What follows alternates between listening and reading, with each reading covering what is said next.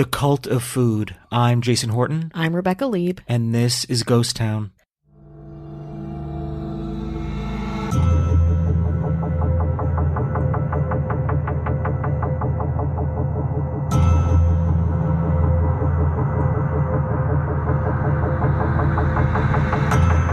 Lots of restaurants have opened up to great acclaim in Los Angeles, but not many can boast being the centerpiece of a cultural, culinary, and ideological revolution. Pioneering health food restaurant, The Source certainly can. But what most customers don't fully understand was that the restaurant truly went beyond clean living, yoga, meditation, and organic eating. It was radical in far more ways than one, evolving into the star-studded, sex-driven, destructive New Age cult we now know as the Source family. The Source starts not in Los Angeles, but in Ohio with a young James Edward Baker. James Baker was born on July 4th, 1922 in Cincinnati. Raised alone by his mother, Cora Baker, James grew up fast as an athletic kid and a health enthusiast, who also was a self-proclaimed master of jiu-jitsu. According to LAist, James grew up fast and made a name for himself through his athletic ability and passion for nutrition, with help from mentor and father figure Paul Bragg. If that name sounds familiar to you, congratulations, you are into health foods. You might know Bragg's apple cider vinegar. But Bragg was also into lots of health trends, including fasting, juicing, and vegetarianism, and even wilder and more damaging shit, like blaming cancer on people who eat, quote, gooey, slimy foods. At 17, James graduated from Chicago's Swedish School of Massage, got a job, married his boss's daughter, and then lied about his age to join the Marines and fight in World War II. There, James befriended a man by the name of Jack LaLanne when the two met at a VA hospital. James was there as a patient, with shrapnel in his leg from the war, and Jack LaLanne was the dietitian/nutritionist at the recovery center. As a 15-year-old, LaLanne had also become a health enthusiast after hearing a lecture by Bragg, and of course would go on to fame as one of the country's first fitness gurus. In any case, James Baker came home from the war with a Silver Star for his role in the Battle of Rennell Island, though that's according to him. There is no record of him receiving the Silver Star. After that, he opened his own gym in Cincinnati. But he wouldn't be in Ohio long. Fame was calling. James left his life abruptly, and by life I mean his wife Margaret and his young daughter Peggy, to go to Hollywood and audition for the role of Tarzan in an open casting call. Surprising nobody, I'd imagine, James did not get the part. But there he was in Los Angeles trying to find work as a stuntman and bodybuilder. But his hustle in Hollywood was short-lived. Soon James opened up his own sandal shop on Fairfax Boulevard and met the woman who would be his second wife, Elaine. He was also known to hang out with men called the Nature Boys, a group of vegetarian musicians who would wander the hills, hang out in trees, cafes and nature shops, and places like that. Eden Abez, the group's leader, actually wrote a hit for Nat King Cole entitled Nature Boy, an obvious homage, and was known to sleep under the first L of the Hollywood sign. So, these were James Baker's friends. But it wasn't all peace and naps and microgreens. Baker killed his Topanga Canyon neighbor with a judo kick after an argument over a pit bull turned violent. He managed to avoid prosecution, but other bad choices would soon catch up with him. In 1958, James and his wife Elaine opened the Aware Inn at 8828 Sunset Boulevard, a block away from the Viper Room, if you know the Sunset Strip. The menu was, surprise, surprise, mostly organic, consisting of salads, entrees, and a very well-received cheesecake. In 1961, Joan Winchell gushed about the place in the Los Angeles Times. Quote, "This is our favorite spot of the evening, reminding us as it did one of those down-a-side street discoveries in Paris. It's small, cozy, red-checkered, tableclothed, and has a fire burning dreamily in the red brick fireplace. You can get a complete dinner there for $2.95, and fellers, if you ever want to be really alone with the girl of your dreams, the tiny upstairs Aware provides a beautiful view of the city lights and a wonderful waiter. Jim Baker is the unique young owner whose hobby is anthropology. Promised Jim we'd try his stuffed grape leaves next time around at his new Aware Inn in Sherman Oaks." Charming, right? In the years to come, James and Elaine would have 3 sons and open 2 other restaurants, the Old World in Hollywood and Discovery Inn in Topanga. But while outwardly things seemed amazing, James was self-destructing. He drank heavily and cheated very obviously on his wife, and things came to a head when in 1963, James was cheating on Elaine with C-list TV actor Gene Ingram, better known for appearing in westerns like Gunsmoke. Gene's husband, Robert Ingram, was a builder from Corona del Mar and was not happy with the affair. And in another altercation, James killed Robert Ingram with 2 chops to the neck and a bullet in the head. James was held in custody and tried, and at a trial he admitted to kissing Gene once, but claimed it was a mutual interest in health food and Indian philosophy that had drawn them together. Quote, "It was a spiritual attraction," he said. James was convicted of manslaughter and sentenced to 1 to 10 years in prison, but only served 5 months. Yes, if you're counting, at age 41, the peace, health, and love entrepreneur James Baker had already murdered 2 people. After he was out of prison, James Baker was all in on the hedonism, drugs, spirituality, and food. He became a follower of the problematic spiritual guru Yogi Bhajan, who is credited with bringing Kundalini yoga and astrology to the West. He bought a purple Rolls Royce and briefly married a 19-year-old French hippie named Dora. His drug use and erratic behavior sent Dora packing, and his investors decided to pull out of all of his restaurants. For the record, it wasn't him murdering people, but buying unconventionally painted cars. Without any restaurants to call his own, Baker was restless. According to the book The Source, The Untold Story of Father Yod, Yahweh 13 and the Source Family, quote, "One autumn day in 1968, Jim was hiking among the Calabasas Oaks when he met a man on the trail. Jim regaled the fellow hiker, a man named Ray Feldman, with stories of his spiritual quest and his new idea for a restaurant based on dietary wisdom found in the secret teachings of Jesus Christ as revealed through the Essen Gospel of Peace. Charmed by the fellow hiker, Feldman loaned Baker $35,000. Quote, "Jim spent the next few months reconstructing the little building he picked on Sunset and Sweet Serve from its former life as a motorcycle and hamburger joint," writes Isis and Electricity Aquarian in The Source, The Untold Story, their book about their life in The Source. Quote, "One day, Baba Don, a friend from Yogi Bhajan's ashram, stopped by and asked what he was going to call the restaurant. Up until then, Jim had been referring to it as the Salad Bowl, but when he opened his mouth to tell the name, he blurted out, 'The Source,' as if someone else were speaking through him. And thus it all began. On April 1st, 1969, the 25-table Source officially opened for business. It was a psychedelic place, with a fireplace James converted into a waterfall and melting rainbow candles everywhere. But the food didn't hit right away. After some criticism, it went from raw vegan to just vegetarian, with vegetable salads, fruit salads, lentil soup, cheesecake, and, quote, "the best fresh juices on the planet." Even the LA Times liked it, saying, quote, "Seems like almost everyone's been here at one time or other for the Source's cheese and walnut loaf or mother's eggplant, stuffed with Greek olives, mushrooms, pignolas, tomatoes, and sautéed in garlic, with brown rice. Both of which, as are all entrees, $4.25. Their salads are full and filling, their juices are made fresh to order, even watermelon, and their Kona coffee is as aromatic as the flowers on the tables. They're tight in the running for the best cheesecake in town, with their coffee, carob, date nut, or plain at $1.25 a slice. And their thick cinnamon and nut-stuffed whole wheat French toast is unmatched. You usually get to gaze at some rock star or other since the Source is right in line with the Hyatt House and down the road from the Roxy. Slowly but surely, the restaurant gained traction, with celebrity regulars like John Lennon, Julie Christie, Joni Mitchell, and Marlon Brando. Quote, "There was a short renaissance period there where it was really very magical," former follower Electricity Aquarian says.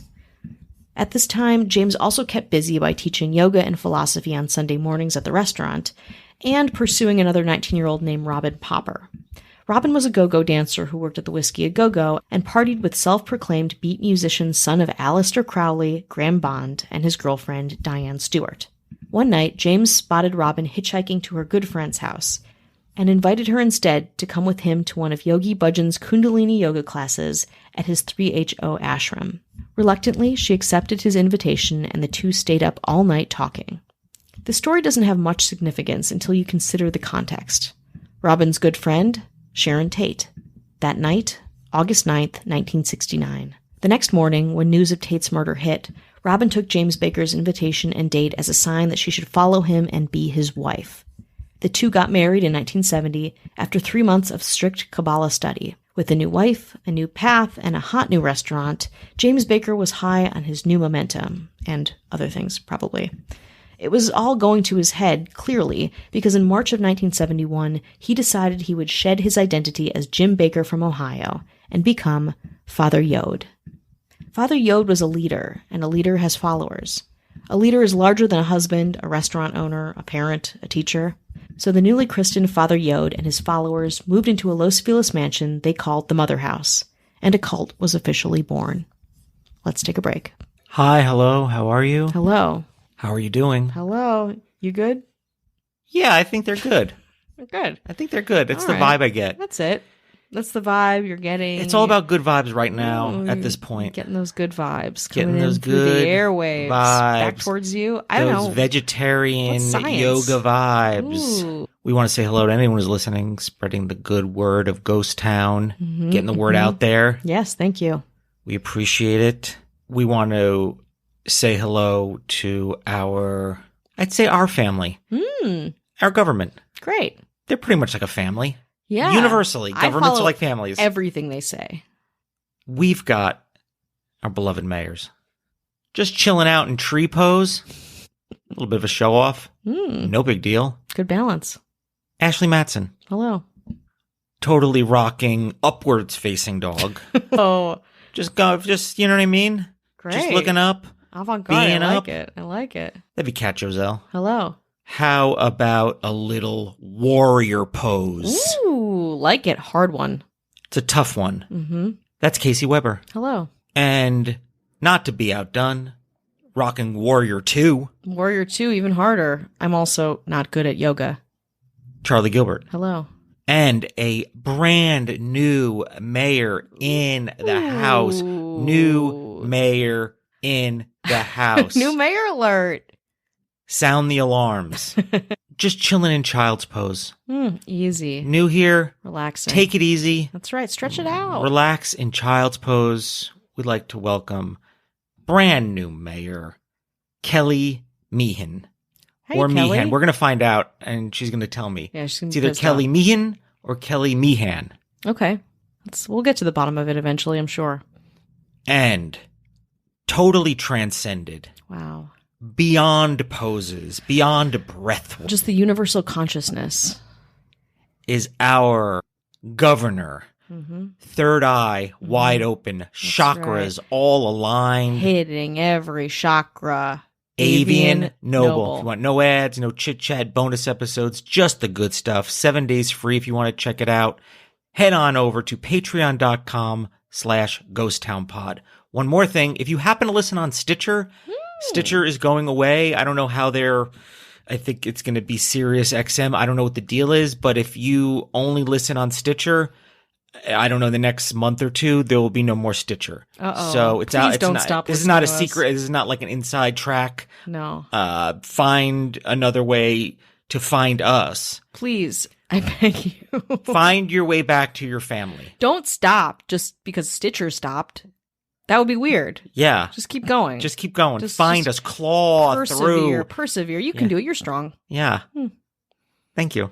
You're welcome. Want to get back into it? Let's go back. It is 1972, and James Baker is now Father Yode. He only wore white suits and drove a white Rolls Royce to 2411 Iverness Avenue, a 24-room mansion heavily featured in Invasion of the Body Snatchers. A 2007 LA Times article called this house, the mothership, a, quote, hippie playboy mansion where friends came to Sunday socials to listen to Father speak.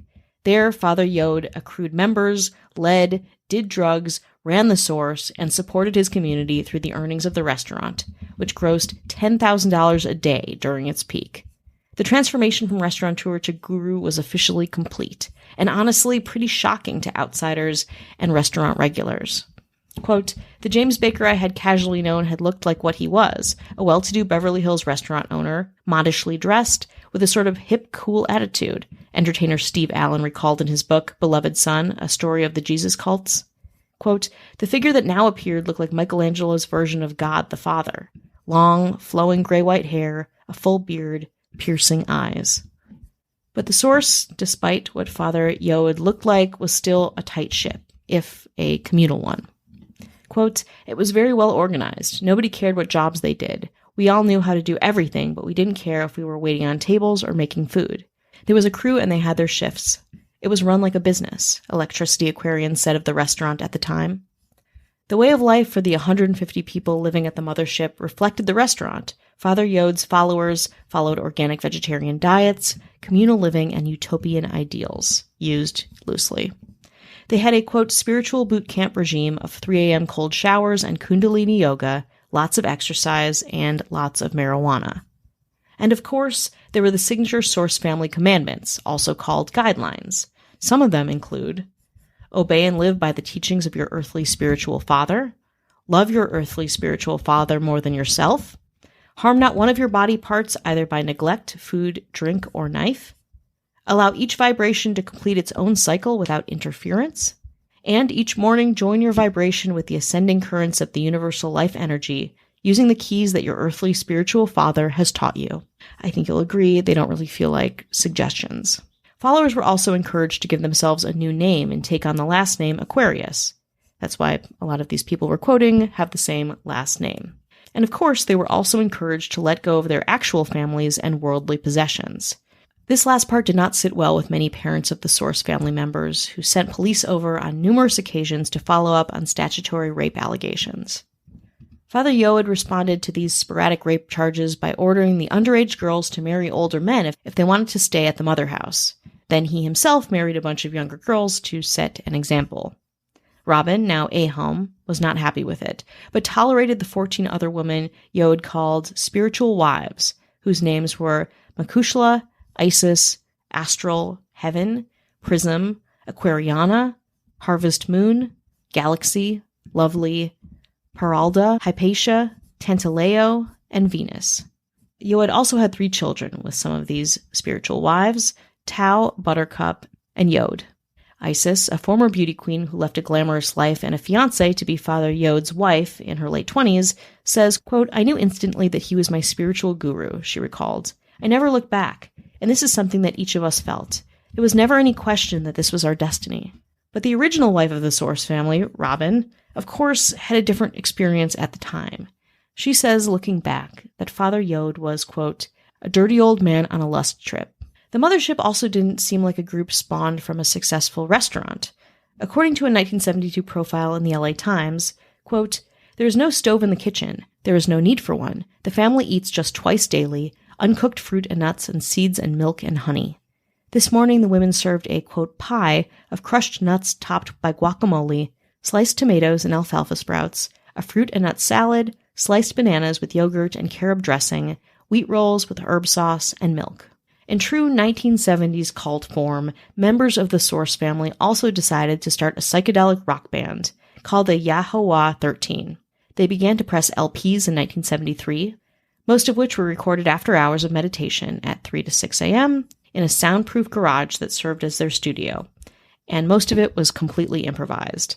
The music was then sold to the public in the Source restaurant for $10 each.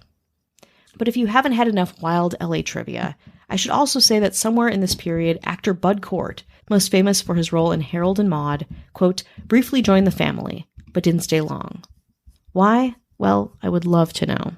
After just a year, the Chandlers, who still owned the mothership mansion, decided not to renew Father Yoed's lease. According to Isis Aquarian, quote, I imagine the sight of 100 young people living in one house, all wearing white and following around a man who looked like Moses, might have made some neighbors nervous. We were kind to everyone and kept the house immaculate, but we were up at 3:30 a.m. every morning for meditation, played music, and liked to walk around nude, among other things. Sometimes we would see men on the hill peering down at us with binoculars, and police helicopters occasionally hovered over the compound. In March of 1973, the Source found a new house in Nichols Canyon, closer to the restaurant on the Sunset Strip. The small 3-bedroom house was built by Catherine Deneuve and was later owned by members of ABBA, and the family paid $1,000 a month, according to Isis, quote, just as we had at the Chandler Mansion. Different time, different prices. She also said that Deneuve, quote, kept 2 leopards in big cages in the backyard.